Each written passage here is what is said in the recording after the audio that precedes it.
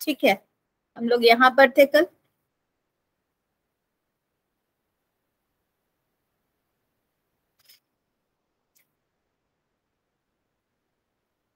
कि official salon जो organise किया होगा गवर्नमेंट ने 1883 में फ्रांस में, उसमें माने का ये work luncheon on the grass, जिसको हम कहते हैं तड़ पर भोजन, उसको रिजेक्ट कर दिया गया। और इसके साथ साथ 4000 और ऐसी ही कृतियां थी जिनको एक्सेप्ट नहीं किया गया एग्जीबिशन के लिए। To appease this discontented crowd, ये इतने सारे जो आर्टिस्ट थे और इतने सारे जो आर्ट वर्क्स थे, ये लोग तो बिल्कुल ही नाराज हो गए कि हम अगर एकेडमिक लाइंस के अकॉर्डिंग नहीं बना रहे हैं तो इसका मतलब हमारा आर्ट वर्क खराब नहीं है। हमें आर्ट में अपने आर्ट वर्क्स को क्रिएट करने के लिए हमें एक्सपेरिमेंट करने का पूरी फ्रीडम होना चाहिए। तो उनको अपीज करने के लिए, उनको खुश करने के लिए government offered exhibition space in the palace de Champs Elysees. The so called salon des refuses. एक और उनको एग्जीबिशन हॉल दे दिया गया और उसमें उनकी पेंटिंग्स को एग्जिबिट किया गया जिनको एकेडमिक्स के साथ इंक्लूड नहीं किया जा सकता था, और इसलिए इसको रिफ्यूज्ड आर्ट वर्क्स या फिर सेलोंडी रिफ्यूजेस कहा गया।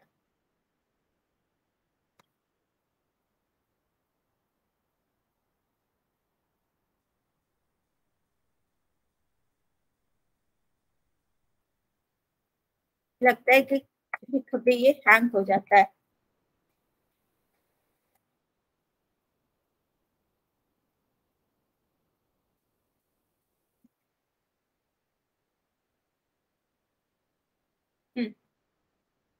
This is Olympia, same artist, Edward Manet.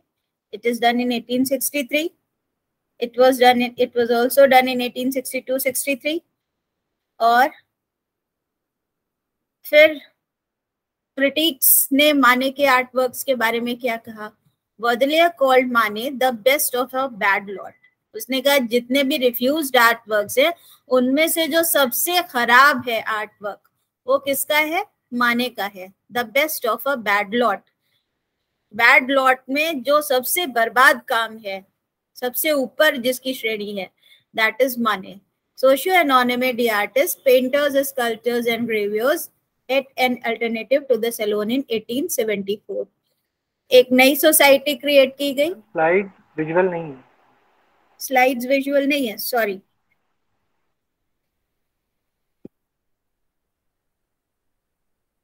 Thank you.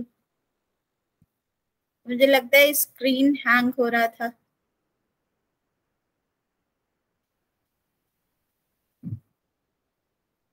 अभी विजिबल है? Yes ma'am.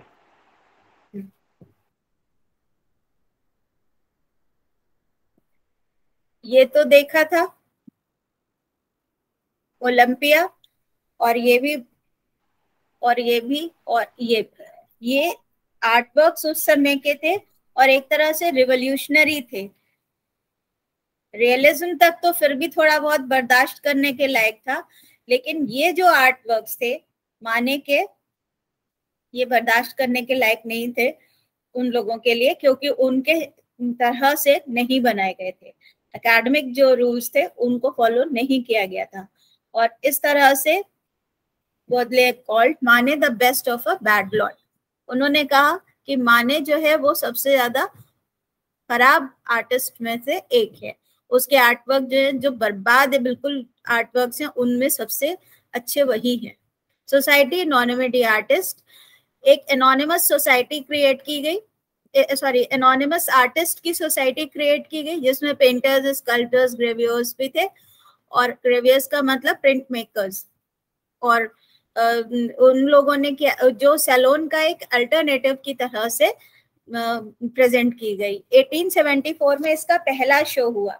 ये हम लोगों ने कल जो वीडियो देखा था उसमें इसका पैम्फलेट भी देखा था, बिल देखा था इसका।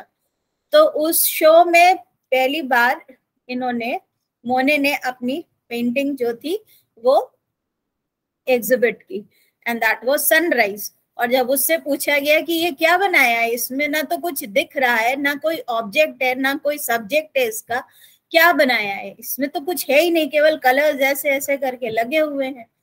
तो ही सेड कि ये सनराइज है, दिस इज सनराइज। उसने कहा हाउ दिस इज सनराइज, इसमें ना तो कहीं कुछ सनराइज जैसा कुछ दिखे, तो क्या है इसमें सनराइज? तो he said I have painted light, I have painted impression of sunrise, and that's why he was mocked. हंसने लगे सारे लोग, ये क्या बनाया है। और लुइस लेरॉय ने उसी समय कहा, उसको एक नाम दिया, इम्प्रेशनिस्ट।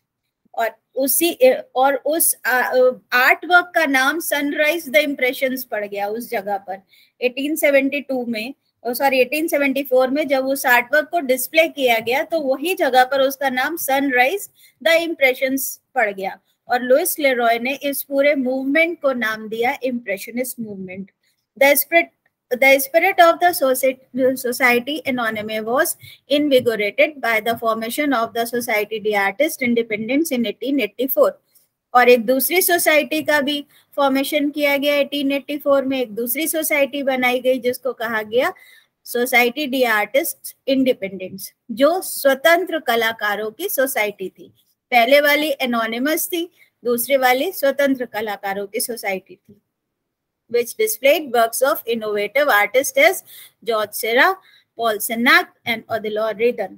ठीक है, तो इस तरह से जो रिजेक्टेड आर्ट वर्क्स थे उनको भी एक्सेप्ट किया जाने लगा और इस तरह से उनको प्रेजेंट किया जाने लगा। Many of the works shown in the Salon de Refuses were unabashedly experimental in the subject and style।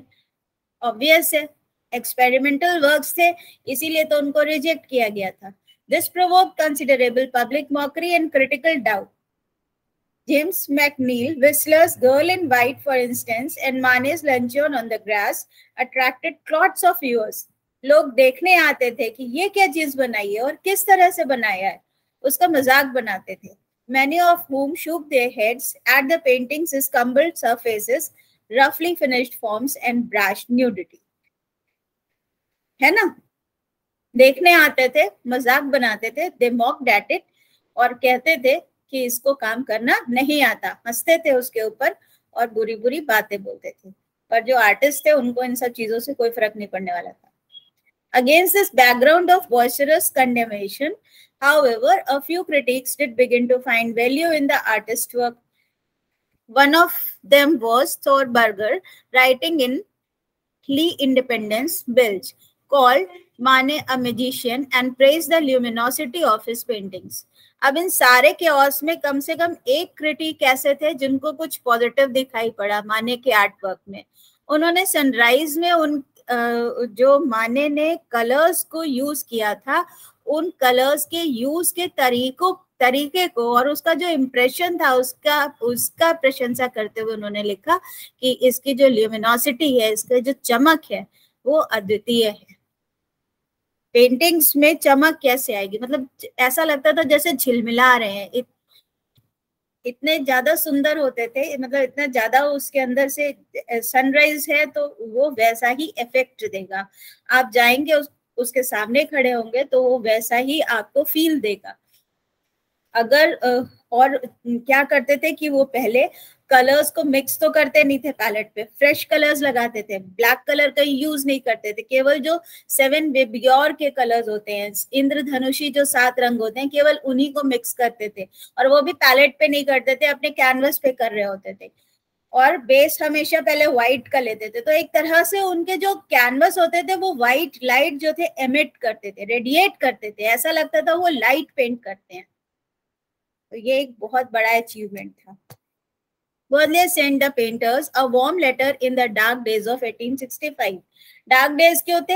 Everyone was criticizing. Everyone was saying कि ये क्या बना दिया गया है।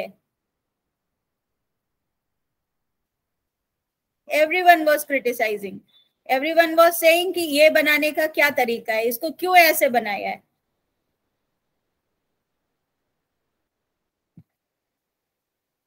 Something wrong.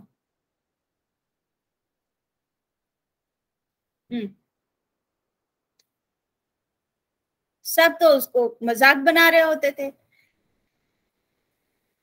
उस समय में बॉदले ने उनको एक लेटर लिखा, उनको एप्रिसिएशन का एक पत्र लिखा, उन एक आर्टिकल उनके बारे में कि वो 1865 के जो उनके जो मतलब मजाक बनाने, जो उनके डार्क डेज थे, उनको सारे लोग मजाक बना रहे थे, उनको कह रहे थे इनको पेंटिंग बनाना नहीं आता, और उनके आर्टवर्क्स को कोई बाय करने के लिए भी तैयार नहीं था। तो ऐसे समय में जबकि वो बहुत ज्यादा इंसल्टेड थे और उन लोगों को कोई एक्सेप्ट ही नहीं कर रहा था एज एन आर्टिस्ट उस सोसाइटी में, उनके एक्सपेरिमेंटल वर्क्स की वजह से, जहां से फॉर्म ऑलमोस्ट गायब था, तो उनको एक एप्रिसिएशन का लेटर मिलना बहुत बड़ी बात थी। उनको लगा कि उनको कहीं सपोर्ट मिला है।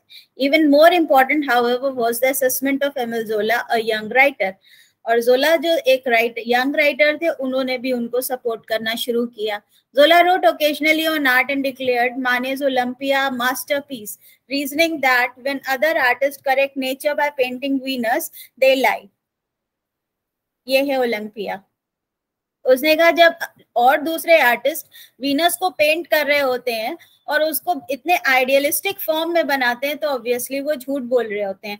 एक्चुअली वीनस कैसी है? ऐसी है। See, she is wearing slippers also, है ना?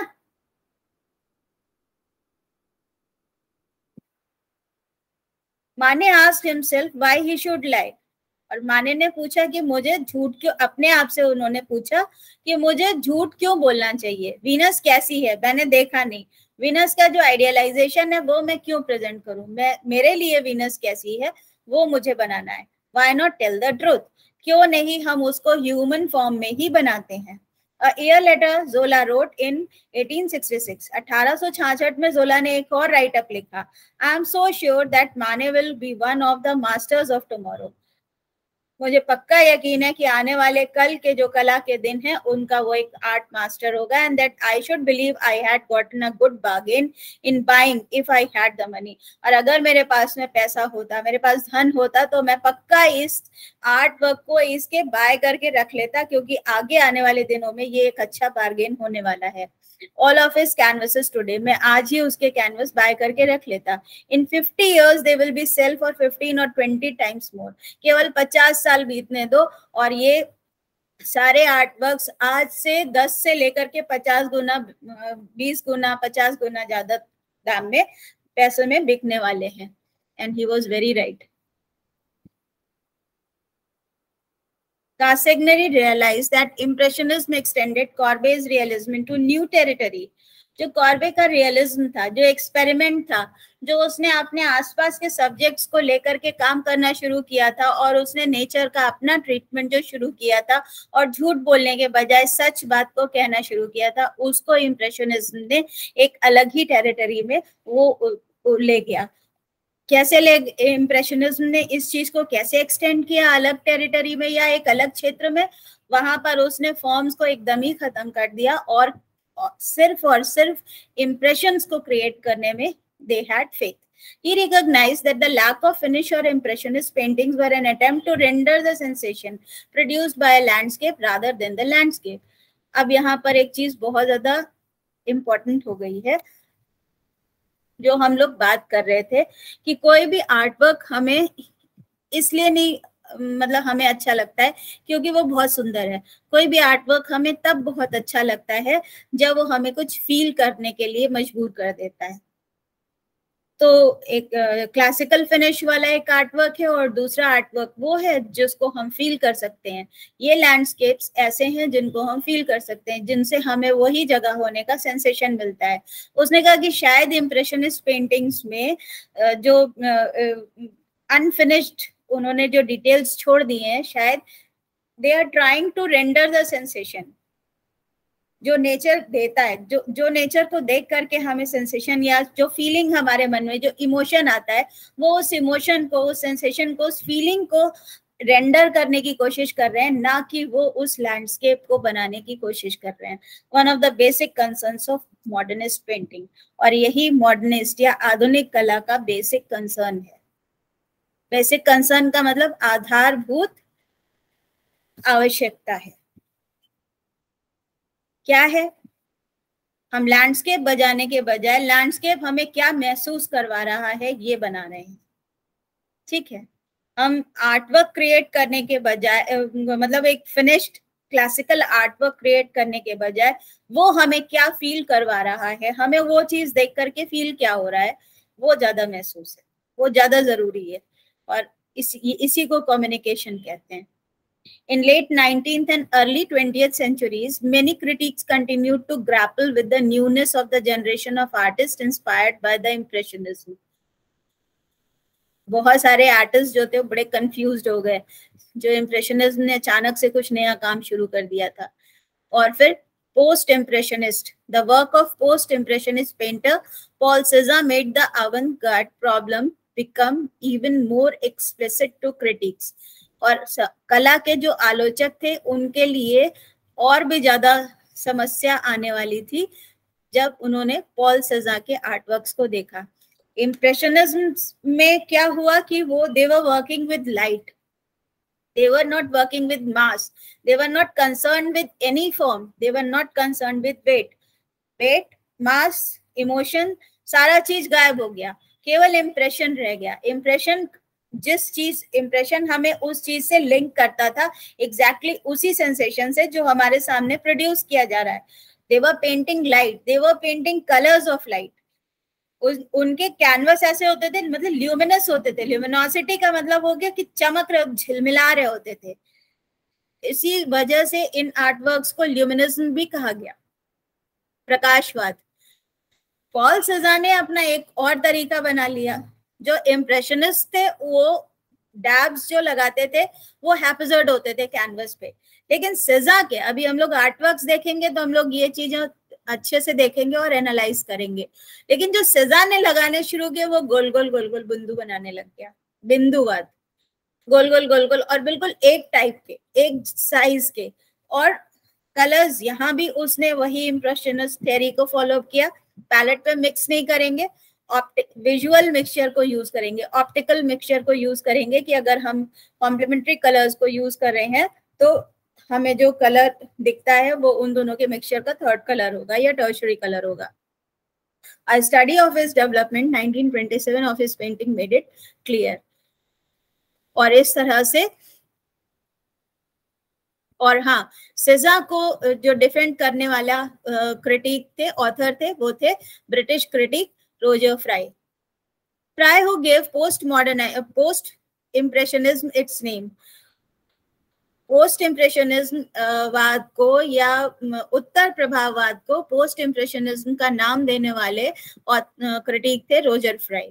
He regarded Cézanne as the founder of a new modernist aesthetic।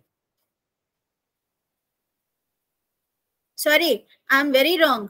Paul Cezanne ने डॉट्स बनाने नहीं शुरू किए थे, ये जॉर्ज सेरा ने शुरू किए थे। और सेज़ा ने जो है वो वेट को फिर से इंक्लूड करना शुरू किया था।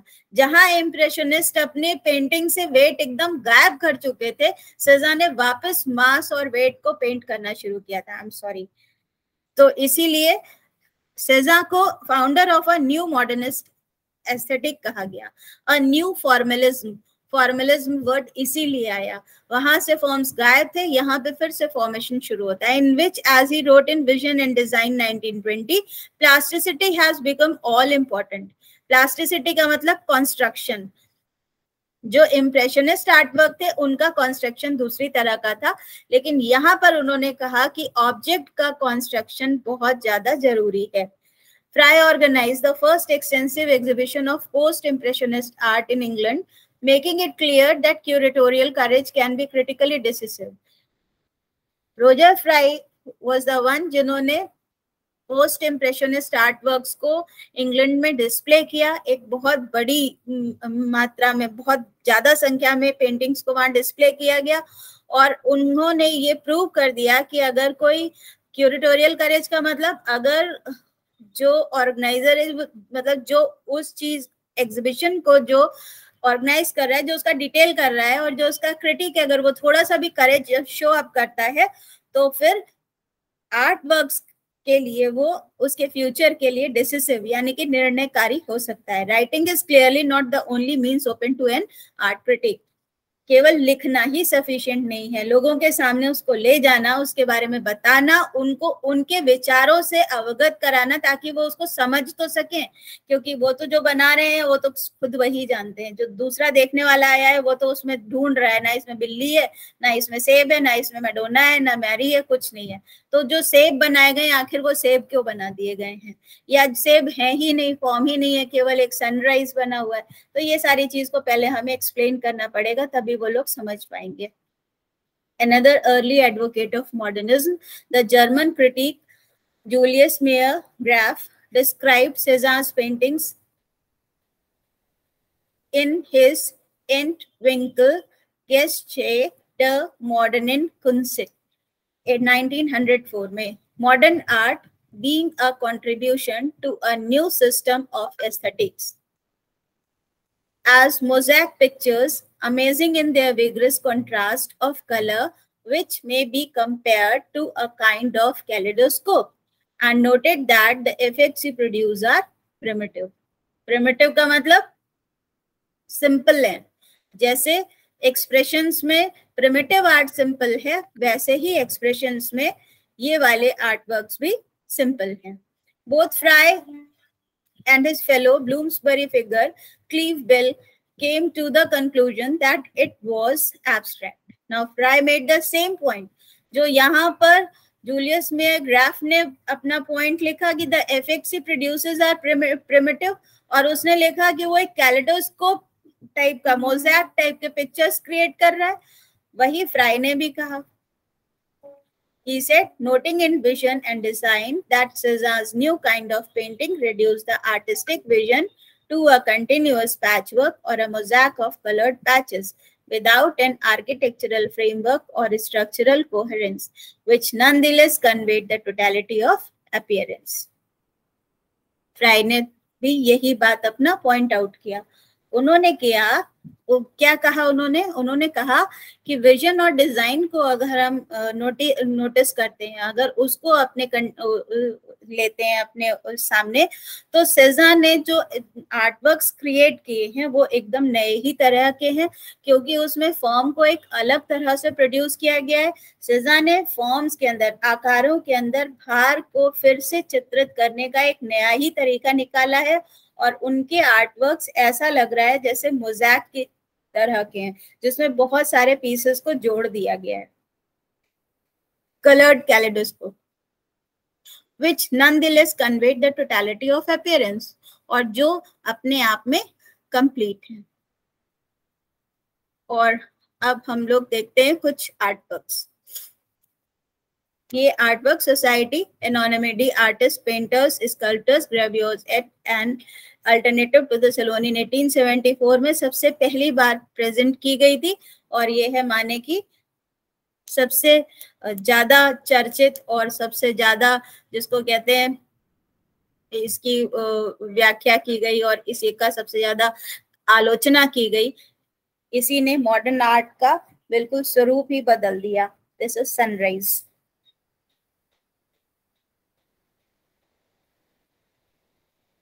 ठीक है मैम, कंट्रोवर्शियल पेंटिंग. हाँ, कंट्रोवर्शियल थी, और इसीलिए इसको हमने इतना बड़ा करके, देखो क्या क्या दिख रहा है इसमें, कुछ नहीं छोड़ा है उसने पेंट करने में, लेकिन सब कुछ केवल आभास के जैसा है. कंट्रोवर्शियल इन द सेंस कि सारे लोगों को इसमें कुछ फॉर्म तो मिलता नहीं था, और अगर हम इसको बड़ा करते हैं, ये देखो, तो यहाँ पर देखो ये जो पैचेस हैं इसमें कोई फॉर्म तो क्रिएट हो नहीं रहा है. अभी दिखा रहे हैं, एक मिनट.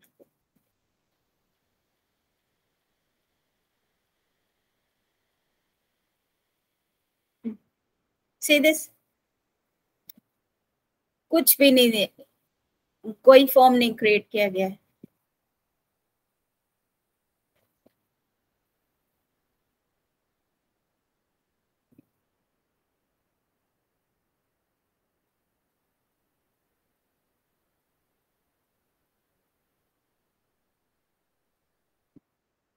ये शिप्स के मास्ट हैं जो हार्बर पर किनारे खड़े रहते होंगे शिप्स, उनके मास्ट हैं और ये उनके शैडोज हैं। देखो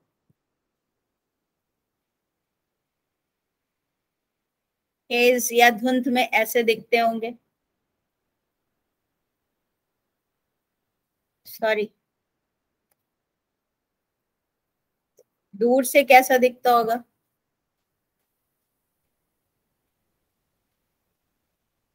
ऐसा। एक कंसोलिडेटेड अप्रोच ये है। This is sunrise, this is sun, this is river scene. Scene river में क्या क्या उनको इमेजेस दिख रहे हैं वो सारे उन्होंने किए। सनराइज।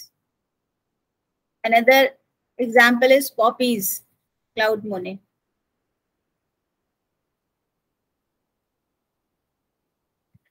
दिस इज बाय मोने, नॉट माने, वो कंफ्यूज मत होना,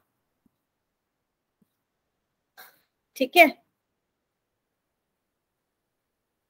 दिस इज हेस्टैक्स, सबसे ये पॉपीज का फील्ड है। इसको भी अगर हम लोग लार्ज करके देखते हैं, रुको दिखा रहे हैं, राइट।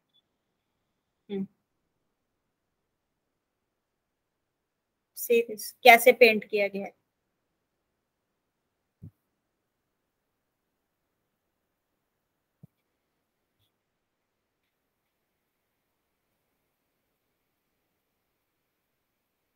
है ना। और this is the famous painting हेस्टैक्स,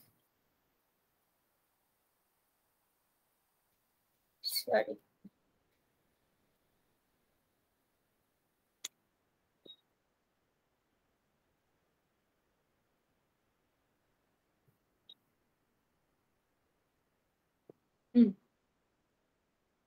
brush के स्ट्रोक्स देखो,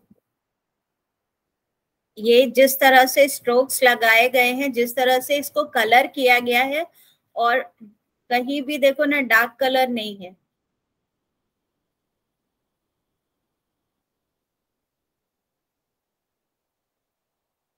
brown and black is totally absent, है ना। तो जहां पर ब्राउन और ब्लैक होता ही नहीं है, वहां पर क्या है कि डार्क होगा ही नहीं, शैडोज होंगी नहीं, शैडोज बनाई ही नहीं है। शैडो बनाने की कोशिश जरूर की गई है, ये डार्क शेड्स लेकर के, उन्हीं 7 कलर्स के डार्क शेड्स क्रिएट करके। तो वो जब डार्क करने की कोशिश किए गए हैं तो वो पर्पल हो गया है, मॉव हो गया है।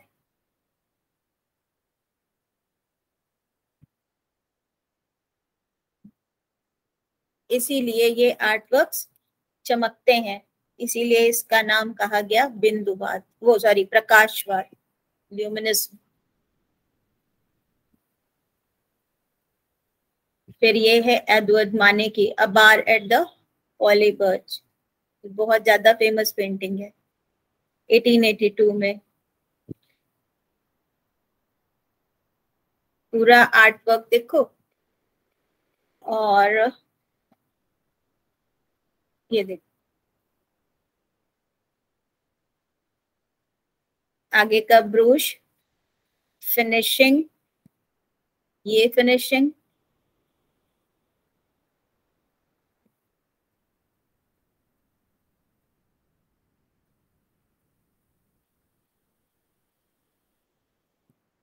हम कुछ और दिखाने की कोशिश कर रहे हैं।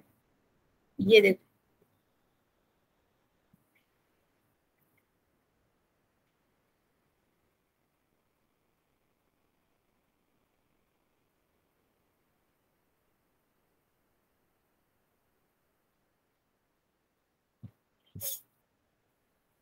ऐसे ही देखना पड़ेगा हम लोगों को। ये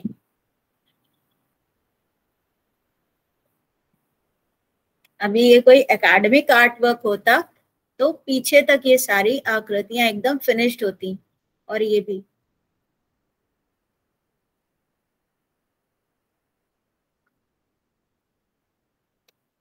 इस लेडी के ठीक सामने काउंटर के आगे परहैप्स ये व्यक्ति है,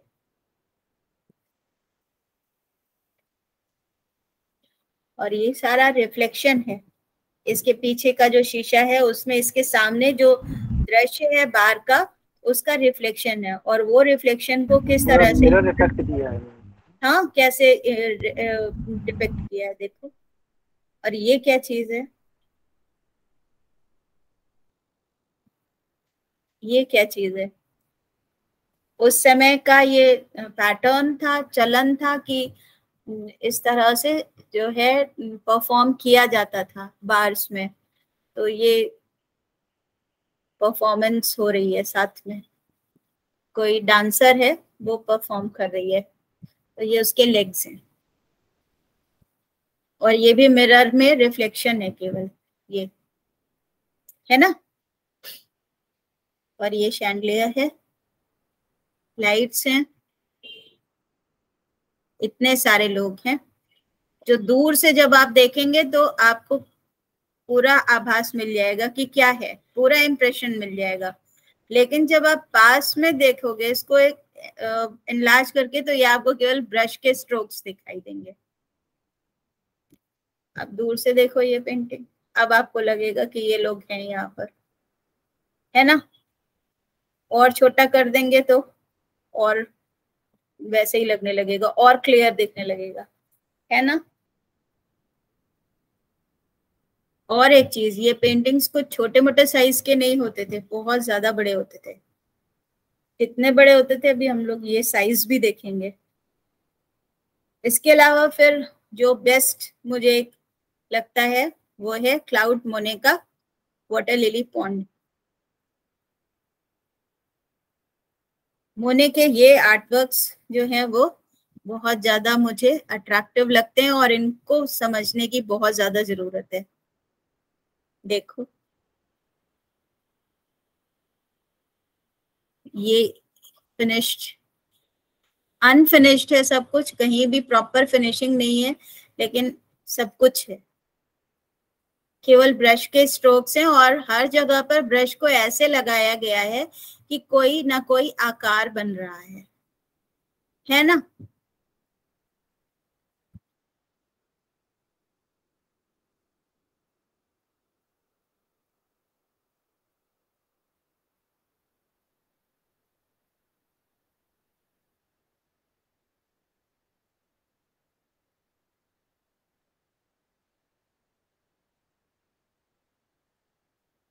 वाटर लिली पॉन्ड के बारे में पता है आप लोगों को?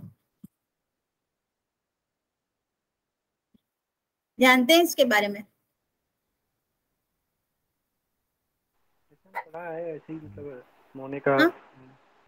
क्या बता रहे हैं? मैम ऐसे ही मतलब पढ़ा है, मोने का चित्र, मोने की पेंटिंग है। नहीं, मोने बाद के समय में अपने वहीं जाकर के पेंटिंग्स बनाने लगे थे। और वाटर लिली पॉन्ड या वाटर लिली जो है उनके एक आर्ट वर्क नहीं है, वो पूरे सीरीज के सीरीज हैं। ये वो ब्रिज है जो उन्होंने पेंट किया है, और ये खुद मोने हैं, और ये उनके आर्ट वर्क हैं। This is the colossal size of his art works. ये वाटर लिली है, वाटर लिली पॉन्ड बाय मोने।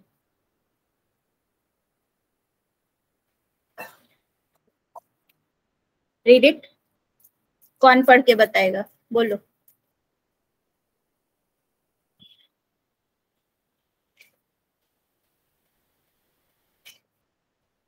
सबको स्क्रीन दिख रहा है ना?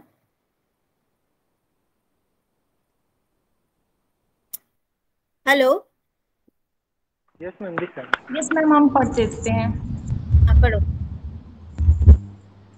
Water Lily is not a name, a single painting, but a name of a series work during his time. Claude Monet comes back to this subject matter several times and painted more than 250 water lilies painting. Water lilies are the most iconic image of Impressionism. The first series of Water Lily, a total of 25 canvases, was exhibited at Galleria Durand Ruel in 1900. This was followed nine years later by the second series of 48 canvases. These landscapes of water lilies and reflection have become an obsession. Obsession. Wrote Monet, wrote Monet on August 11, 1908. This is beyond the strength of an old man, and yet I want to express what I feel. I have destroyed some of canvases. I begin once again, and I hope something will come of all this effort. In all of the water lilies painting, Monet focused on the surface of water. He dispenses with any representation of land or sky. One showing their reflection in the water. These paintings are typical with uh, vi- Willows Willows present present. as a reflection. Okay. Willows present only a reflection. The sky with its wild cloud is reflected in a water. So the blue of the sky and the blue of the water are one. Only the presence of the water lilies helps the observer to understand that this is a reflection. Monet painted the water lilies before he painted them. Monet organized his property as givery as though it were a huge painting. Thanks to small army of gardeners, Hmm. he diverted a river, painted water lilies, white chickens, ducks, and pheasants. Nature recomposed by artist become the resemble his art, my finest masterpieces. He later said, my is my garden. That is what I was asking about water lilies. क्या आपको इसके बारे में पता है? इसीलिए मुझे उनका मोस्ट फैसिनेटिंग आर्ट वर्क लगता है.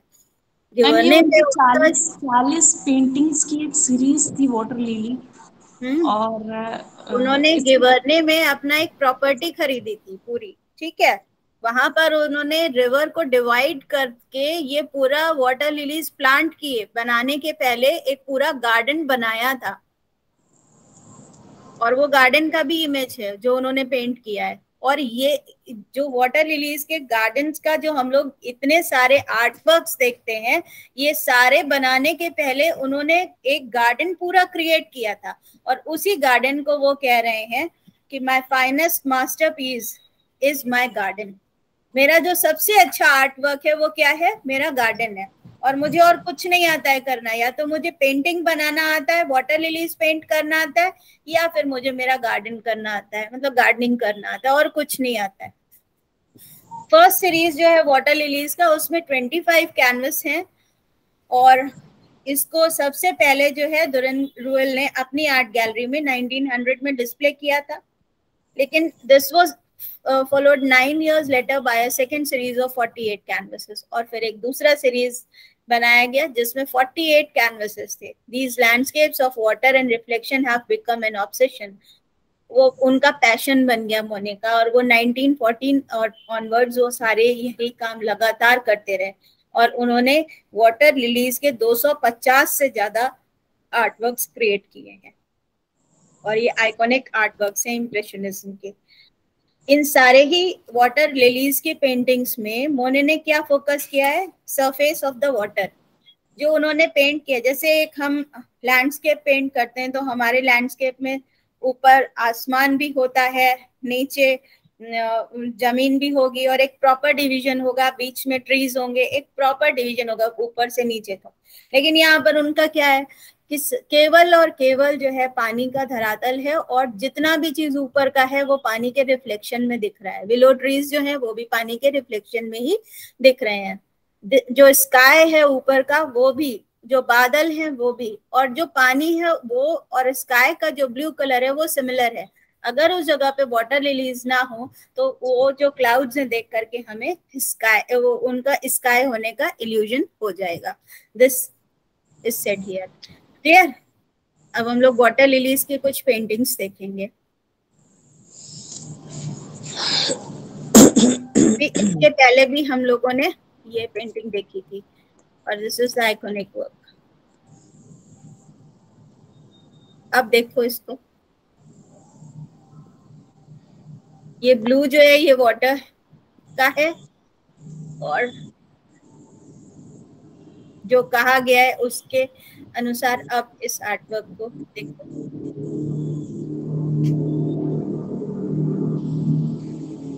ठीक है, ये विलो ट्रीज हैं पीछे के, ये उनका आइकॉनिक साइज है, colossal size. These are the artworks. 1916 में वाटर लिली का जो सीरीज है उसमें से एक पेंटिंग ये है, इसको देखो। वाटर का ट्रीटमेंट देखो, लीव्स का, वाटर लिलीज का ट्रीटमेंट सरफेस पे ही खत्म हो जाती है, पेंटिंग ऊपर जा ही नहीं रही है। और ये जो चीज बना हुआ है, ये जो ग्रीन ग्रीन दिख रहा है, ये ऑब्वियसली जो पीछे की तरफ पेड़ थे वो उनका रिफ्लेक्शन है। समझ गए? देख पाए इस चीज को, समझे? Yes ma'am. तो ये पहली नजर में हम इसको देख के कहेंगे कि इसमें शायद ये काई है या पत्ते हैं, पर बाद में जब देखा तब, जब हमने वो चीज वो राइट अप पढ़ा, तब ये चीज हमको क्लियरली समझ में आती है कि ये स्काई है, ये क्लाउड है, पानी में ये रिफ्लेक्शन है, बिलो ट्रीज का रिफ्लेक्शन है।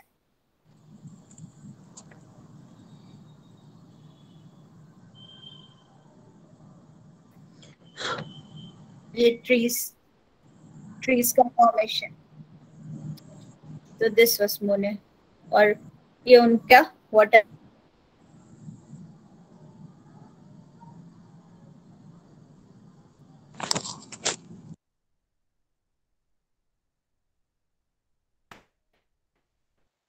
और ये और ज्यादा एब्स्ट्रैक्ट होते जा रहे हैं।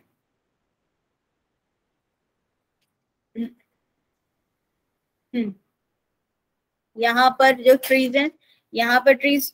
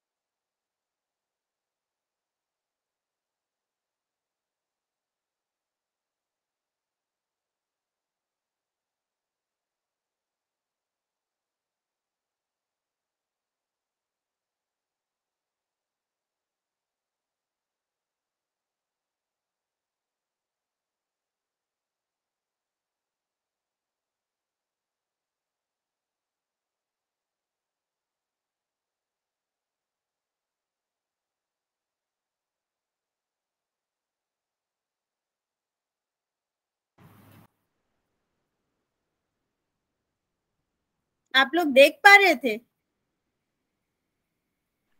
Yes ma'am. मुझे लगा डिस्कनेक्ट हो गया है।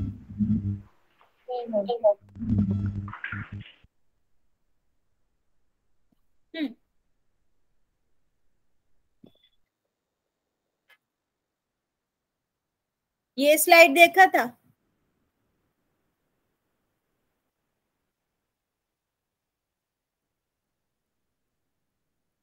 मैम स्क्रीन नहीं दिख रही। मैम डिस्कनेक्ट हो गया था, स्लाइड शो नहीं हो रही है। यही तो मैं पूछ रही थी कि कहाँ तक देखा।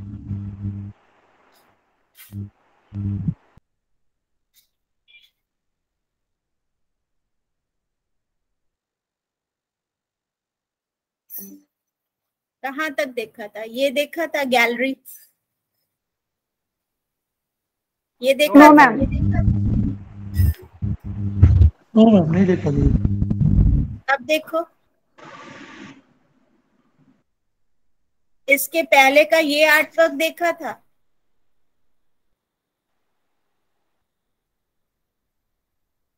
No ma'am.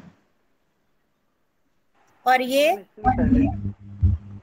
केवल वाटर लिली 1916 का देखा था बस। तो बोलते नहीं हो, बोल नहीं पा रहे थे? ये आर्टवर्क देखा था?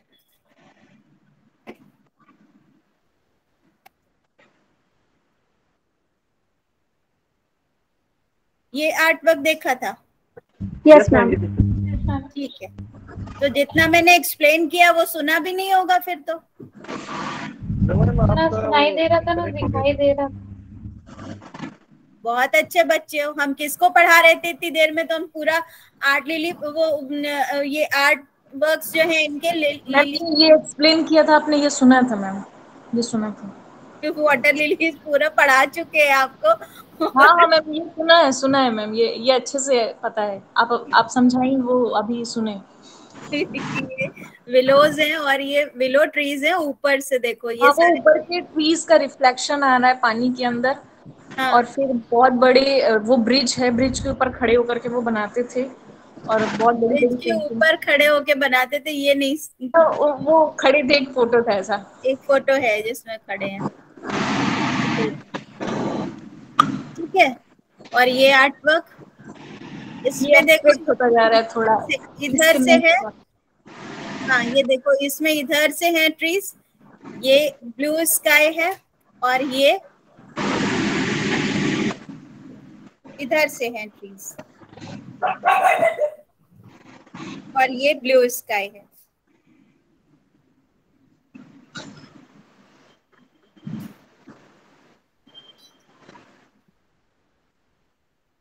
है ना?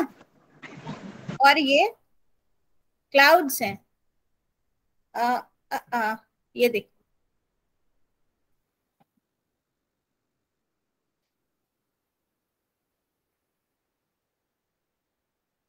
हम्म,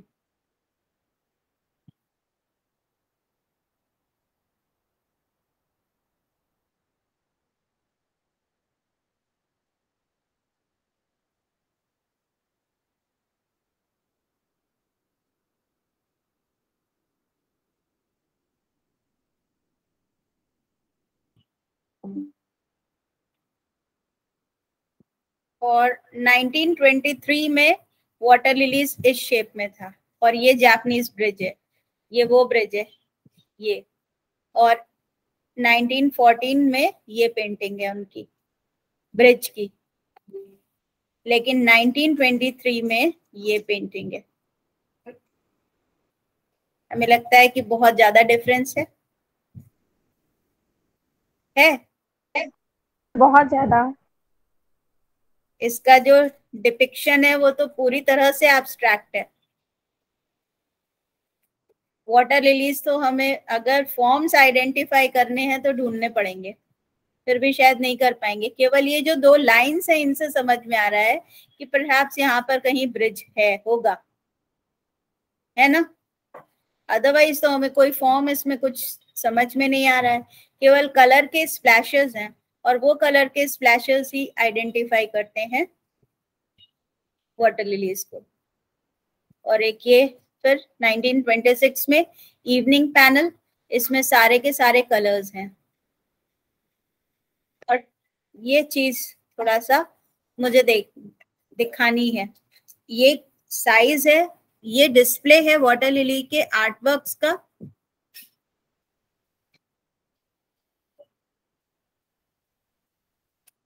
देख सकते हो।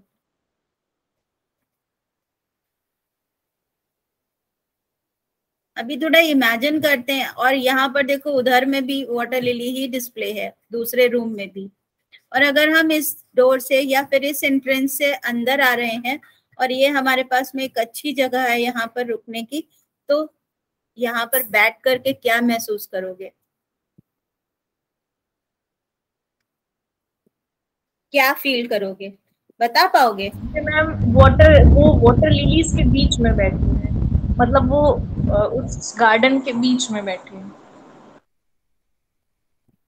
ना सिर्फ ये महसूस करेंगे कि उस गार्डन के बीच में बैठे हैं, बल्कि जो हमें कम्युनिकेट किया जा रहा है, नेचर, जो हम नेचर को देख करके हमें क्या फीलिंग हो रही है, जो अभी मैं एक्सप्लेन कर रही थी कि हम ढलते हुए या उगते हुए सूरज को देखते हैं, है ना, और उसको हम फील करते हैं, तो वो जो चीज, उसका जो प्लेजर है, वो चीज जो उसका आनंद है, वो चीज को पेंट करने के बजाय जब हमें वो पेंट करने के लिए कहा जाता है, तो हम पूरा आसमान पेंट करते हैं, उसके साथ सिटीस्केप पेंट करते हैं, और जितनी जगह पर लाल सूरज की लाल आभा बन रही होती है वो सब पेंट कर देते हैं। लेकिन एक्चुअली जो हमें रेंडर करना है वो क्या है, उससे जो हमें आनंद मिल रहा है, जो उससे हमें फील हो रहा है, वो सीन के साथ में हम कम्युनिकेट कैसे कर पा रहे हैं, वो चीज, तो वो यहाँ पर उन्होंने डिस्प्ले करने की पूरी तरह से। यहाँ जाओगे और इसके बीच में बैठोगे तो समझाना नहीं पड़ेगा, खुद ही फील कर लोगे। People discuss my art and pretend to understand it as if it were necessary to understand. Monet का कोट है कि लोग मेरे आर्ट वर्क्स को देखते हैं, उसे डिस्कस करते हैं और उसको प्रिटेंड करते हैं, दिखावा करते हैं कि वो उनको समझ गए, जैसे कि इनको समझना बहुत जरूरी था। लेकिन हमारे आर्ट वर्क्स को समझना जरूरी नहीं है, it is simply necessary to love. इसको आत्मीकृत करना जरूरी है। ये जिस भावना को आप तक पहुंचा रहा है, कम्युनिकेट कर रहा है, उसको आत्मसात करना वो जरूरी है। तो अगर हम इस लाइट में इनके आर्टवर्क्स को देखेंगे, ये आर्टिस्ट के, तो हमको ज्यादा बेहतर समझ में आएंगे।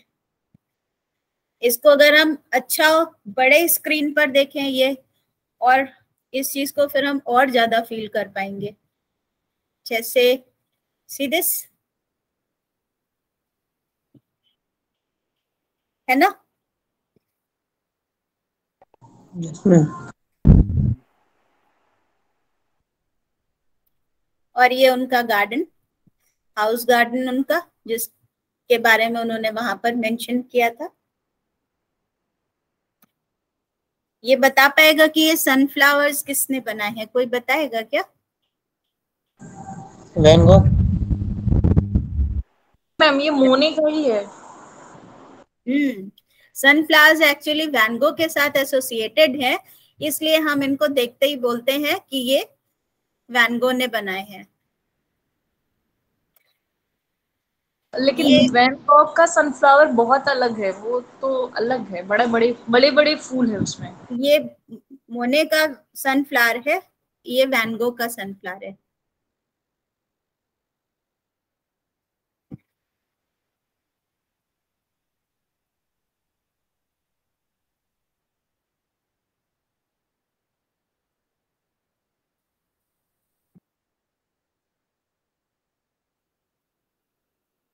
मैम मोने ने एक कामिल कामिल नाम की लड़की का भी पोर्ट्रेट बनाया था, कामिल। हम्म और एक घास का ढेर बनाया था, सूखी स्टैक्स, घास वो तो है। मैंने दिखाया था ना एकदम शुरू में, लेकिन हाँ पोर्ट्रेट मैंने नहीं मैम। पोर्ट्रेट नहीं दिखाया था, लेकिन वो दिखाया था।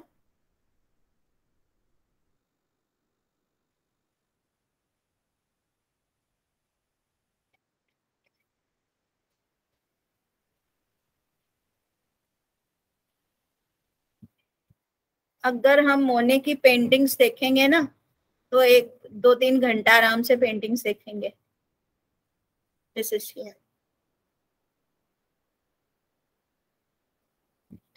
स्टैट्स।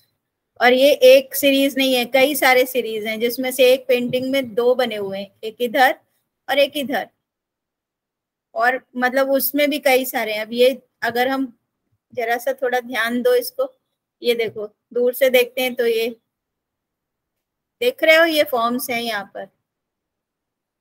तो ऐसा नहीं है, कहीं भी हैप्सर्ड कलर्स नहीं लगा दिए गए हैं, दे हैव क्रिएटेड। और सबसे बड़ी बात तो यही थी कि वो इफेक्ट क्रिएट करते थे कि ये शाम का है कि दिन का है कि रात का है या सुबह का है, सूर्योदय का है। और दिस इज द, ये माने का है आर्टवर्क, मोने का नहीं है।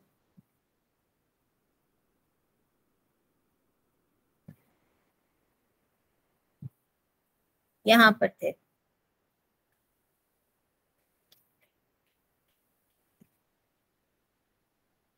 Vincent van Gogh wrote to his brother in December 1888। Van Gogh के भाई का क्या नाम था? थियो। और वही उनको प्रोवाइड किया करता था उनकी necessities. Gauguin was telling me the other day that he had seen a picture by Claude Monet of sunflowers in a large Japanese vase। Gauguin ने वैन गो के साथ दोनों साथ में रहा करते थे। बाद में गॉगिन ताहिती चला गया। वैन गो ने उसे रोकने की बहुत कोशिश की लेकिन वो नहीं रुका। आर्ले में वो रह गया और वो ताहिती चला गया। वहीं से ही गॉगिन का जो यहाँ उसको साइकोलॉजिकल डिसऑर्डर्स वहीं से ही शुरू हुए। तो उसने वैन गो के साइकोलॉजिकल डिसऑर्डर्स वहीं से शुरू हुए। तो उसने थियो को बताया कि गॉगिन उसका जो सबसे अच्छा फ्रेंड है, उसने उसको बताया है कि उसने मोने की एक पेंटिंग देखी है। ये सारे तो इम्प्रेशनिज्म को ही फॉलो करने वाले थे ना। तो उन्होंने कहा कि हाँ, उसने एक मोने की पेंटिंग देखी है जिसमें उसने एक बहुत बड़ा सा जापानीज वाज है जिसमें बहुत सारे सनफ्लावर्स पेंट किए हैं। Very fine, but he likes mine better. लेकिन पॉल को मेरी पेंटिंग ज्यादा अच्छी लगी है। I don't agree. अब दोनों में बेसिक डिफरेंस क्या है इन सब में? मोने बाहर जाकर के काम करेगा, फील्ड में काम करेगा।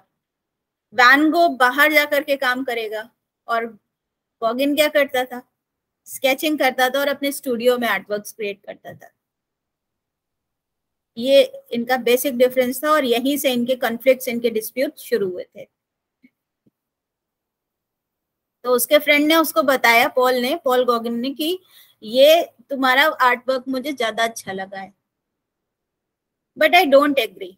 पर मैं उससे एग्री नहीं करता हूँ। Only don't think that I am weakening. I shall go on working, and here and there among my work there will be things which will last। और जब मैं कंटिन्यू करूंगा अपने आर्ट वर्क्स को तो जरूर मैं कुछ ऐसी चीज बनाऊंगा दैट विल लास्ट, जो टेम्परेरी नहीं होगी, जो परमानेंट होगी। But who will be in figure painting what Claude Monet is in the landscape? You must feel as I do that such a one will come। The painter of the future will be a colorist such as has never yet existed।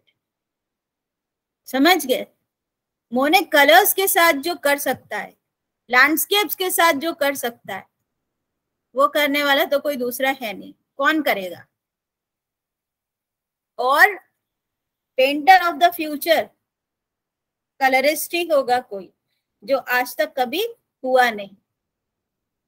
He was simply saying कि जो modern art है, जो हम वो समय में तो ये कंटेम्प्रेरी आर्ट होगी, तो जो ये हम जिस तरफ जा रहे हैं, हमारा जो तरीका है काम करने का, जिस तरफ हमारे आर्ट का जो थॉट जा रहा है, उस तरह से तो अगर हम सोचें तो क्लाउड मोने से कोई बड़ा आर्टिस्ट होने वाला नहीं है फ्यूचर में। He is going to change the course of the river. ठीक है,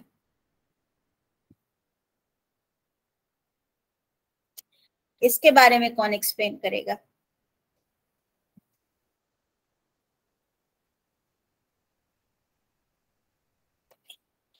ये पेंटिंग्स देखी है ना, इसमें कैसे स्ट्रोक्स यूज किए गए।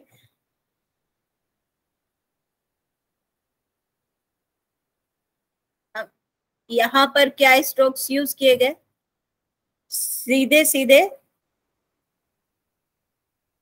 कलर डिस्प्लेड है, और कलर्स को किस तरह से ब्रशेस से लगाया गया। ये देखो, ये इधर है, ये इधर है, और इस तरह से लगाने से ये क्या कर रहा है, क्रिएट कर रहा है, ऑब्जेक्ट क्रिएट कर रहे हैं, जबकि उनको ऑब्जेक्ट पेंट करते शायद जल्दबाजी में बनाते थे ताकि वो जो शाम का टाइम है या जो भी टाइम है वो तुरंत बीत ना जाए, इस वजह से वो जल्दी में बनाते होंगे कि वो जो सूरज का प्रकाश है वो चला ना जाए। ये तो हमारी किताबों में लिखा हुआ है कि वो बहुत ज्यादा जल्दी में बनाते थे, बहुत सारे कैनवस लेकर के एक साथ में अपनी गाड़ी में रख करके ले जाते थे और सीरीज के सीरीज फटाफट फटाफट बनाते चले जाते थे। पर वो बनाने का हमने इतनी देर क्या एक्सप्लेन किया है, और ये हम क्यों दिखा रहे हैं, जल्दी में बनाने के लिए। नहीं मैम, जो ब्रश स्ट्रोक है ना उसको देख के समझ आता है।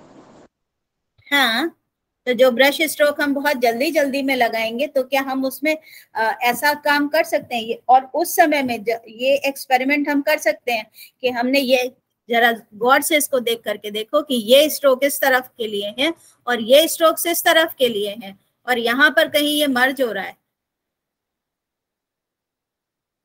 इसी तरह से ये स्ट्रोक्स अलग है और ये अलग है बिल्कुल। ये स्ट्रोक ऐसे लगाया गया है, ये स्ट्रोक्स ऐसे लगाए गए हैं, है ना। तो this means they were creating, जल्दी में कर रहे हो या जो भी कर रहे हो, बट दे वर क्रिएटिंग। बात समझ में आया? Yes ma'am.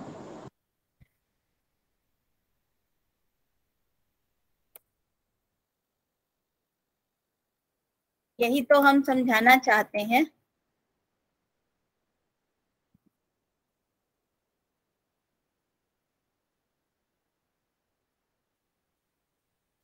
यही तो हम समझाना चाह रहे हैं कि जो बुक्स में हम देख रहे हैं, जो बुक्स में लिखा हुआ है, उस एनालिसिस को हम केवल अपने डेटा की तरह कलेक्ट करें। जितना भी चीज हम पढ़ रहे हैं, गूगल पे पढ़ रहे हैं, यहाँ पढ़ रहे हैं, वहां पढ़ रहे हैं, लेकिन किसी भी आर्ट वर्क को हम अपनी नजर से तो देखना सीखें। हमें क्या समझ में आ रहा है, हमें क्या फील हो रहा है। ये स्ट्रोक्स तुम्हें किसी गूगल साइट पर और किसी बुक में लिखे हुए नहीं मिलने वाले हैं। ये तभी समझ में आएगा जब तुम इसे बहुत गौर से देखोगे, ऐसे जूम कर करके, ऐसे ऐसे। है क्या, बनाया क्या है। जो हम तुम्हें दिखा रहे हैं, ये हमने तुमको दिखाने के पहले कितनी बार खुद देखा होगा, है ना। तो यही तो हम, जो अभी सिद्धिदात्री कह रही है, वही तो हम समझाने की कोशिश कर रहे हैं कि कोई भी आर्ट वर्क को हमें खुद देखना सीखना आना चाहिए। ठीक। Yes ma'am. यस नहीं मैम। तो इज्म्स तो हम लोगों ने बहुत बार पढ़े हैं।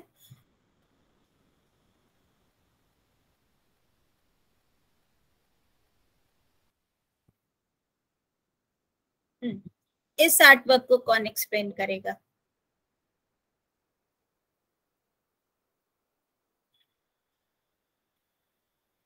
और स्ट्रोक्स की बात वहीं से आई थी।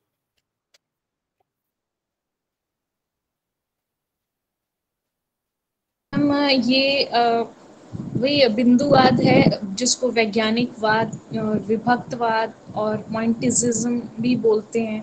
तो जॉर्ज शुरा ने उसकी शुरुआत की थी और जस्ट कलर को कलर को पैचेस के साथ टिप टिप करके और कैनवस पे रख दिया था। और शेवरुल एक वैज्ञानिक थे, शेवरुल, जिनके कलर स्कीम के ऊपर उन्होंने ये बिंदुवाद जो पॉइंटिसिज्म की शुरुआत की थी। लेकिन ये इम्प्रेशनिज्म से ही प्रेरित था। तो वही कलर का जो स्कीम है, कलर स्कीम जैसे नेचर ज़्यादा कलर को मिक्स किए बिना सीधा कैनवस पे रख देना, वो इम्प्रेशनिज्म से ही था, लेकिन थोड़ा सा चेंज था, वही पॉइंटिसिज्म आ गया था। ये तो सारी चीज हमें बुक में मिलती है, बुक्स में हम पढ़ते हैं, ये वो चीजें हैं, और इनको हमने एकदम अभी थोड़ी देर पहले बोला भी था, यही चीजें बोली थी। पॉइंटिलिज्म, ल्यूमिनिज्म, ये वर्ड्स हमने अभी बताए थे, और बताते बताते भूल गए थे, सेज़ा को बोलने लग गए थे, जबकि सेज़ा ने फॉर्म क्रिएट करने की कोशिश की थी। yes, मतलब फॉर्म्स जो होंगे उनमें मास होना चाहिए, उनमें वेट होना चाहिए, केवल इम्प्रेशन नहीं होंगे। मतलब मैम इसको वैज्ञानिकवाद इसलिए भी कहते थे क्योंकि इसको बना करके वैज्ञानिक तरीके से इसको आंखों से ब्लर करके देखना है, इसको इस पेंटिंग को आंखों के द्वारा ब्लर करके देखना है। आंखों के द्वारा ब्लर करके कैसे देख सकते हैं? जैसे मैम अगर ये दूर से रहेगा तो ये सारे कलर्स एक साथ मिक्स हो जाएंगे। मतलब अभी तो जैसे कि उन्होंने सारे कलर्स जस्ट उतार करके कैनवस के ऊपर अप्लाई कर दिए थे, लेकिन अगर उसको दूर रख दिया जाए तो वो मिक्स हो जाएंगे सारे कलर्स। और एक कलर की दूसरे कलर के अंदर इम्प्रेशन पड़ता है मैम, जैसे कंट्रास्ट कलर भी होते हैं। वो जो शेवरुल के कलर स्कीम थे उन्हीं के कलर स्कीम से प्रेरित था इनका ये। ओके,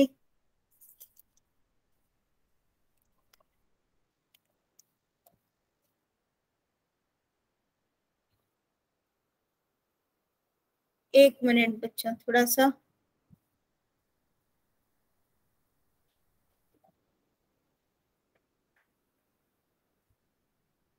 कोई है वेट कर रहा है, मैं आ रही हूँ।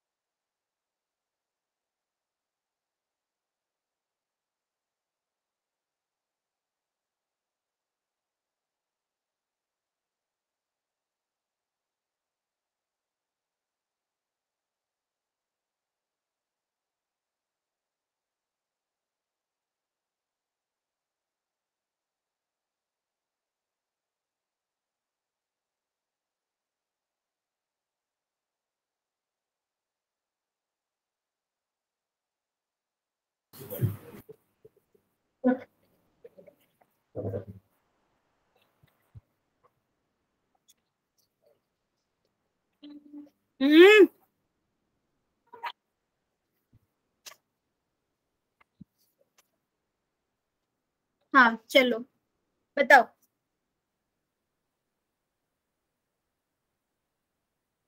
क्या बता रही थी सिद्धिदात्री? मैम मैंने तो मतलब अभी तो मैंने बुक में ही पढ़ा था मैम, तो वही बुक का ही बता रहे थे हम। मतलब मुझे और कहाँ से पता चलता, वो तो बुक से ही ना पता चलता मुझे। ना बुक से तो मुझे भी पता चलता है, पर अपने आप तो देखो ना इसमें क्या किया है। उसके मैंने ये पढ़ा था कि शेवरुल ने कलर दिया था कि जब कुछ जैसे कलर्स को छोड़ो, ये बताओ कि इसमें कलर्स कैसे लगाए उन्होंने। सीधा मैम उठा करके कैनवस के ऊपर अप्लाई कर दिए गए थे। वो भी बुक में लिखा हुआ है, हम उसको छोड़ते हैं। यहाँ पर देखो ये कैसे लगाए हैं, ये कलर्स कैसे लगाए, पॉइंट्स देखो, जो उसमें लिखा है वो छोड़ो, देखो पहले आर्ट वर्क हम क्यों दिखा रहे हैं, बुक की बात प्रूव करने के लिए थोड़ी दिखा रहे हैं, इसलिए दिखा रहे हैं कि तुम उसको देख करके समझो तो कि क्या है।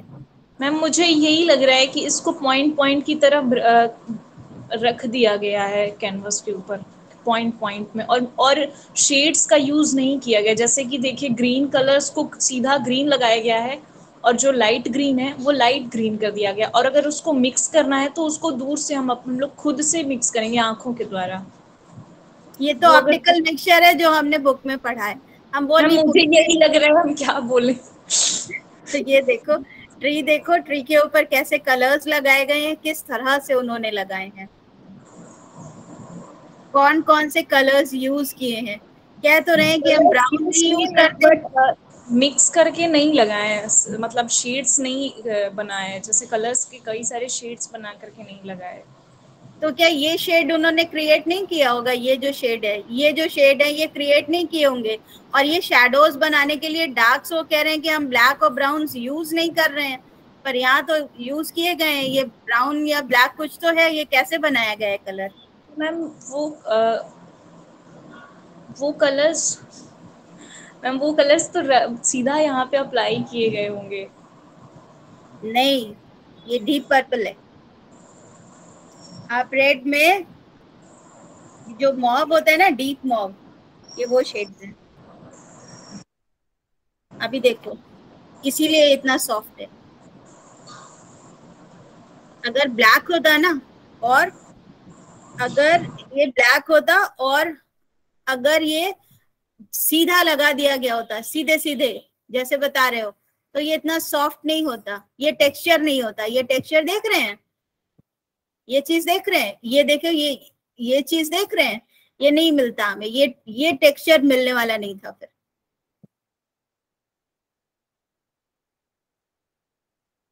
और इसका लाइट शेड ये है, इसका लाइट शेड, ये जगह का लाइट शेड ये है। तो लाइट कैसे हुआ है, ऑब्वियसली व्हाइट के या येलो के डॉट्स ज्यादा लगाए गए, ये कह रहे हैं। इसको स्क्रीनशॉट ले लो और इसको जूम करके देखना, जितना बड़ा फैला करके देख सकते हो, तुम्हें दिखाई पड़ेगा कि इसको बनाने में कितनी मेहनत की गई है और किस तरह से इसे बनाया गया। मैम ये भी हाँ है कि बहुत मेहनत की गई थी, और कुछ जब क्रिटिक देखे थे तो उनको ऐसा लगा था कि ये किसी यंत्रों के द्वारा बनाया गया पेंटिंग है। सिद्धिदात्री थोड़ा सा ना, जो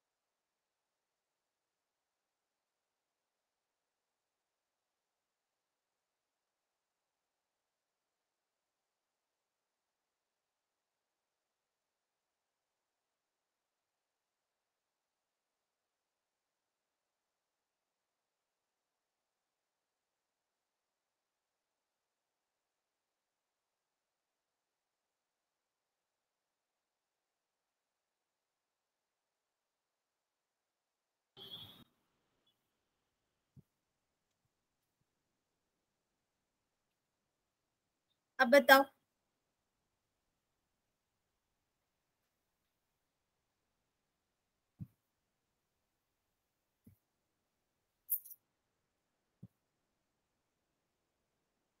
डिस्कनेक्ट हो गया था।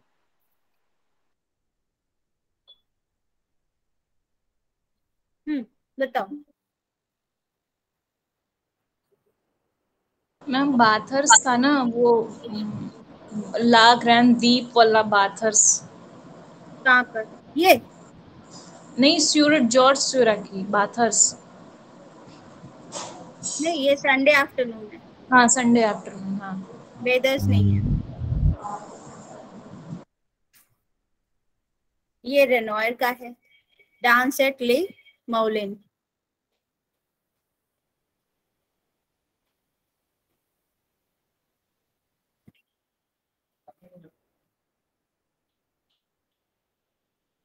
इसको बताओ, इसके आर्टवर्क्स और इनके स्ट्रोक्स क्या डिफाइंड है?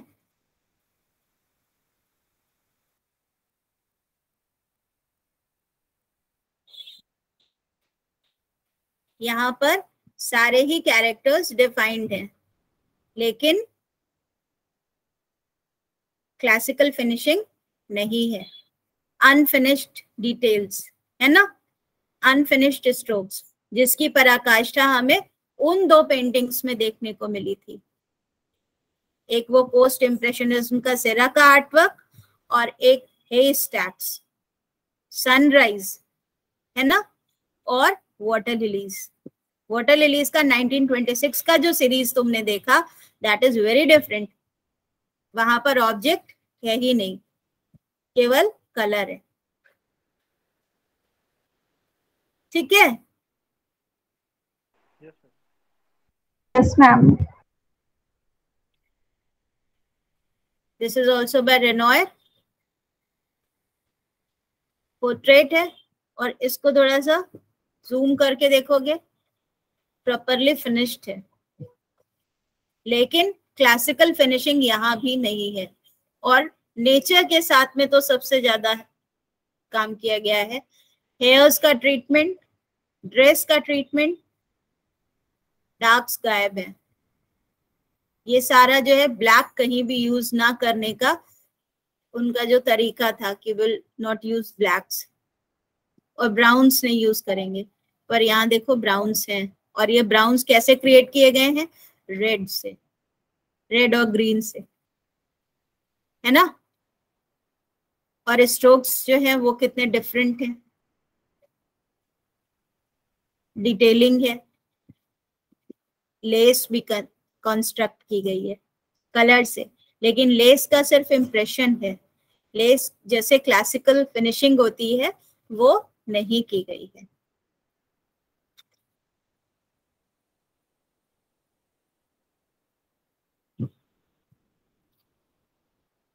This is by Camille Pissarro, the Hermitage, Saint Petersburg. थोड़ा सा जूम करके देखो इसको, फिर समझ में आएगा। जब हम दूर से देख रहे हैं तो हमें ये सारे फिगर्स क्लियर दिख रहे थे, लेकिन जब हम पास में देख रहे हैं तो ये हमें ब्रश स्ट्रोक से ज्यादा कुछ नहीं लग रहा है, सिर्फ धब्बे। So this was their technique.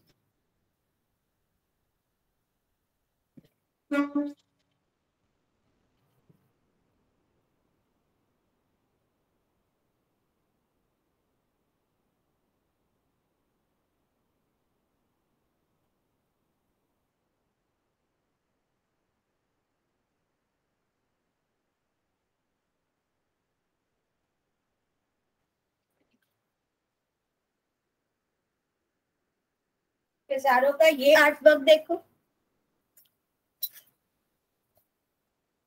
Study of a washer woman.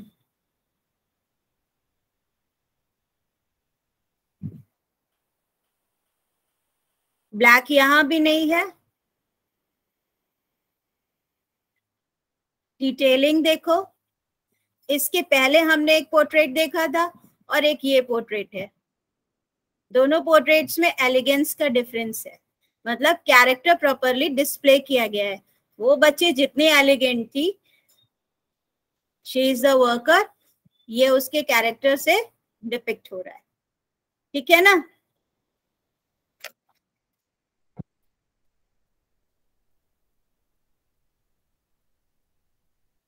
आप है ना? Yes ma'am. और ये सिस्ली का है, ब्रिजेट गार्डने 1872। 1863 से हम 1872 पर आए, और वाटर लिलीज के ये आर्ट वर्क्स उनके 1914 से 1926 के बीच के हैं। तो हमको पता चल जाता है कि एक ही टाइम पर अगर हम टाइमलाइन कंस्ट्रक्ट करें तो किस तरह से डिफरेंसेस आर्ट वर्क्स में मिल रहे हैं।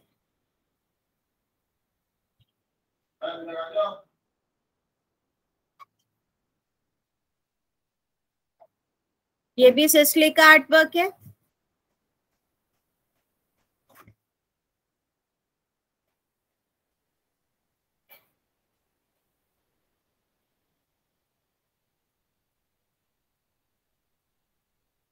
और सबसे ज्यादा फेमस है सीन रिवर, मोने भी बनाया करता था और सिस्ली भी बनाया करता था। पूरे पूरे सीरीज बनाए हैं सीन रिवर के उन लोगों ने। हमारे कानपुर के लिए जैसे गंगा नदी है, वैसे ही उनके पेरिस के लिए सीन रिवर है। इसको देखो जूम करके, आया समझ में?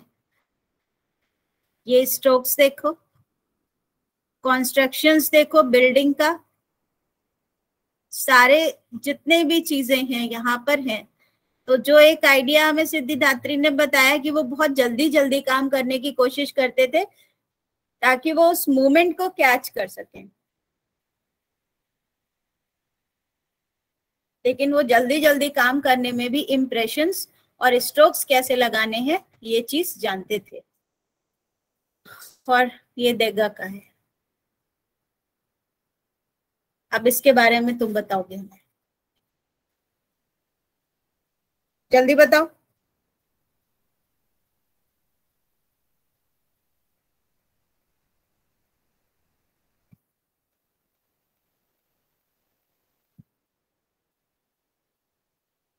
बताओ। देगा तो वैसे भी अपने बैले डांसर्स के लिए फेमस है।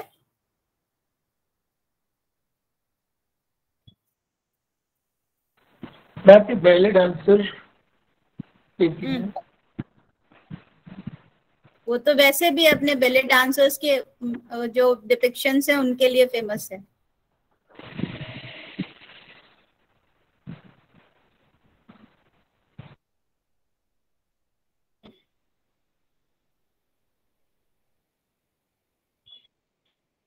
इससे ज्यादा कुछ नहीं बता पाओगे? अब बताओ। पैचेस जो लगे हैं मैम वो भी वैसे ही कुछ लगे हैं। हमने इतनी सारी क्लासेस पढ़ा दी, आर्ट क्रिटिसिज्म और अप्रोच और एप्रिसिएशन सब पढ़ा दिया, इज्म पढ़ा दिया, अभी भी अगर नहीं बता पाएंगे तब तो फिर गड़बड़ है।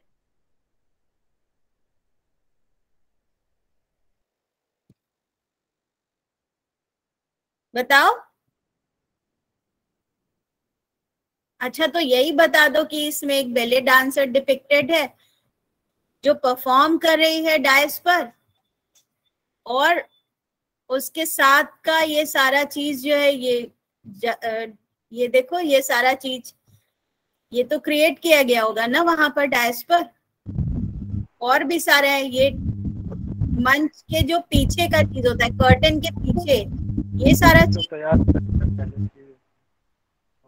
हाँ क्या कह रहे हैं? कुछ लोग अगली परफॉर्मेंस के लिए रेडी हो रहे हैं, उनको भी शो किया गया है। उनको भी शो किया गया है, और एक यहाँ पर भी है। सी दिस, तो दे आर लेयर्स। और ये देखो, ये जो लाइंस हैं ये डिपिक्ट कर रही हैं। तो क्या जो इम्प्रेशनिस्ट थे वो पर्सपेक्टिव्स यूज करते थे? अगर पर्सपेक्टिव यूज करते थे तो इसका मतलब वो फिर तो 3 डायमेंशनल हो गया, जबकि वो तो 2 डायमेंशनल काम करते थे।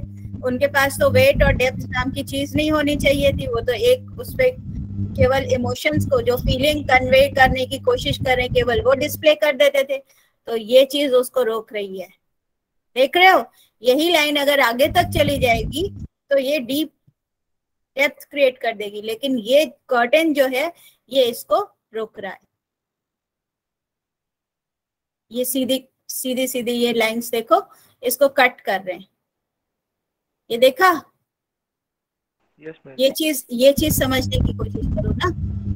ये this is the line, this is the line, this is the line, this is the line, and here it is also a line, और ये इसको क्रॉस कर रहे हैं, ये सारे लाइंस इसको क्रॉस कर रहे हैं, मतलब इसको इन्होंने यहीं पर ही रोक दिया है, और यहाँ पर हमें एक कर्टन मिल जा रहा है। अगर यही लाइन और अंदर चली जाएगी तो ये हमें एक डेप्थ का वो आभास देगी, लेकिन जब ये कर्टन इसको सीधी लाइन, इसको यहाँ पर कर्टन भी नहीं है, कुछ ऐसे ही फॉर्म है, उसको रोक दे रहा है, तो फिर ऑब्वियसली हम आगे तक जा ही नहीं रहे, है ना? Yes ma'am. तो इसमें भी कहीं ब्लैक्स नहीं है, ब्राउन्स भी नहीं है, शैडोज देखो कैसे यूज किए गए, विबग्योर का ही पैलेट है, ठीक है। नेक्स्ट कम्स, ये भी देगा क्या है, वुमेन इन द बाथ 1886 का, इसको देखो।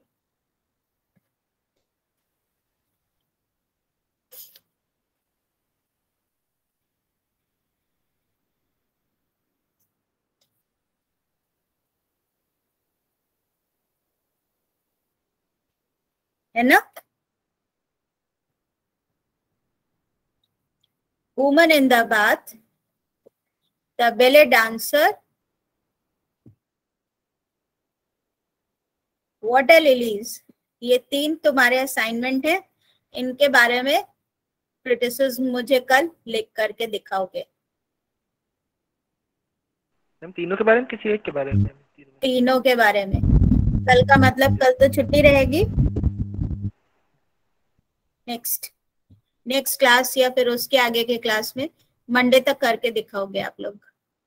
मैम वाटर लिली 1926 वाला, वाटर लिलीज का पूरा सीरीज, उसके बारे में मैंने पूरा एक डिटेल दिया है ना बच्चों? जी मैम। ठीक है, तो ये भी इम्प्रेशनिज्म का है, रेनॉयर का, टू सिस्टर्स, और यहाँ पर फॉर्म्स क्लियर है, रेनॉयर क्लियर फॉर्म्स क्रिएट करते हैं। This is by Mary Cassatt, The Child's Bath,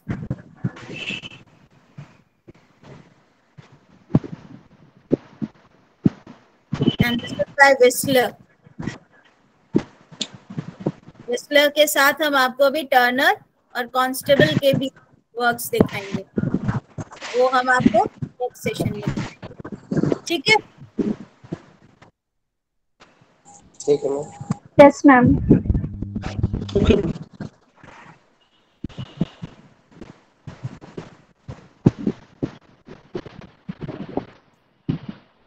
तो ये सारे इतने सारे आर्ट वर्क्स देख करके कुछ समझ में आया? नहीं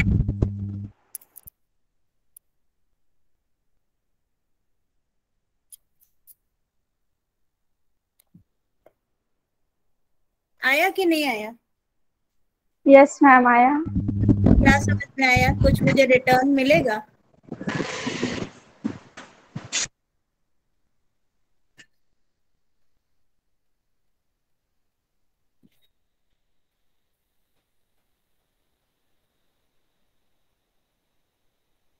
इसके पहले भी हम लोगों ने ये आर्ट वर्क्स देखे हैं, पढ़े भी हैं, ये सारे इज्म्स हम लोगों ने पढ़े हैं ना? लेकिन हम चाहते हैं कि आप अपना अप्रोच एक आपका होना चाहिए, आपको कोई भी चीज को देखना आना चाहिए।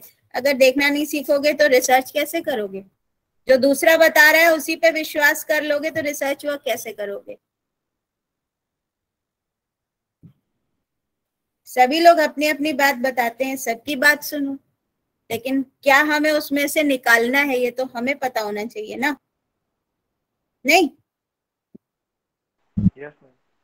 मैम ऐसा भी तो हो सकता है कि जो हमें समझ आ रहा है वो सही ना हो, ऐसा भी तो हो सकता है। इसका मतलब आपको अपने ऊपर कॉन्फिडेंस नहीं है? ऐसा कैसे हो सकता है कि जो हमें समझ में आ रहा है वो सही नहीं है? नहीं यार, इतना जैसे किताब पढ़ लिया, इतना किताब पढ़ लिया, एग्जाम्स क्वालिफाई कर लिया, मैम की क्लासेस अटेंड कर लिया, और अभी भी अगर हमें जो समझ आ रहा है वो गलत है तो हमारी तो सारी पढ़ाई बेकार है। हम पर्टिकुलर उस वर्क के बारे में नहीं बात कर रहे हैं। अगर मतलब रैंडमली ऐसे कोई और वर्क देख लिए, उसको हम सोचे कि इसको हम अपनी तरफ से डिस्क्राइब करने की कोशिश करें, कोई और वर्क जिसको अपने आपने ऊपर कॉन्फिडेंस रखो। ऐसे तो कभी करोगे ही नहीं ये सोच करके, कभी उसको डिस्क्राइब ही नहीं करोगे ये सोच के कि हम जो करेंगे वो गलत हो सकता है ना? अपने ऊपर तो कॉन्फिडेंस होना चाहिए कि जो हम करेंगे वही सही होगा। जो हमने लिख दिया वही सही है, और अगर कोई बोले कि ये गलत है तो उससे कहो कि प्रूव करो गलत कैसे है। हमारी मैम ने कहा है जो हम बोलेंगे वही सही है, ठीक है? तो सिद्धिदात्री और भी जितने बच्चे जिनका कल एग्जाम है नेट का, सबको all the best. Thank you ma'am. और फिर परसों मिलते हैं, ठीक है? कोई मंडे को okay ma'am, thank you. Friday को क्लास होगी, और कल की जो एक क्लास हम लोगों की रह जाएगी वो मंडे होगी। फ्राइडे होगी और सैटरडे भी क्लास होगी, ठीक है? क्योंकि हमें ये पूरा कंप्लीट करना है, फ्राइडे, सैटरडे और फिर मंडे, ठीक? और हो सकता है अगर 6, 7, 8 में एग्जाम नहीं है तो फिर 6 को क्लास होगी, 6, 7, 8 क्लास होगी। हम शेड्यूल करने की पूरी कोशिश करेंगे, ठीक? Okay, thank you ma'am. Thank you ma'am. Thank you ma'am. Okay बच्चों।